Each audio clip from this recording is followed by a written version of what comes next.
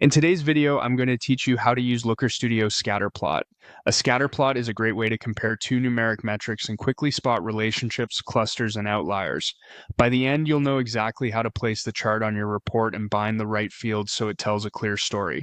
First, head to Looker Studio in your browser. Once you're in, open the report you want to work with. If you're viewing it in a non-editing mode, switch into editing so you can make changes. Edit mode unlocks the toolbar and the properties panel you'll need for chart setup. Next, look for the Add a Chart option in the top toolbar. Click it to open the chart picker. In the list of available visualizations, find Scatter. It may be grouped with other chart types, so take a moment to locate it. When you see the Scatter chart tile, click it to select that visualization. Now place the chart on your canvas. Click and drag to draw the area where you want the scatter plot to appear.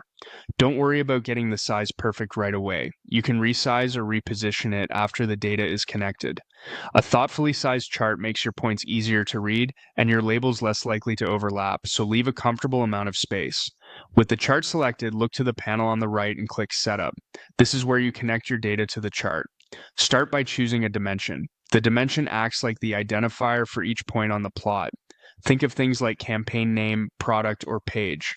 Pick something that logically groups your data so each point represents a single item or category you care about. If the same value appears multiple times in your data, Looker Studio will aggregate the metrics for that dimension, which is often what you want. Next, choose your metric fields. A scatter plot needs two numeric metrics, one for the x-axis and one for the y-axis. Assign a quantitative field to each, such as sessions on one axis and conversion rate on the other, or revenue on one axis and costs on the other.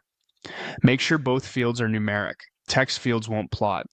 As soon as you select them, the chart will populate with points. If you see unexpected results, double-check that the metrics align with the story you want to tell and that the dimension is meaningful for comparison. That's it. You've added a scatter plot, placed it on the page, and connected the right dimension and metrics so your data comes to life.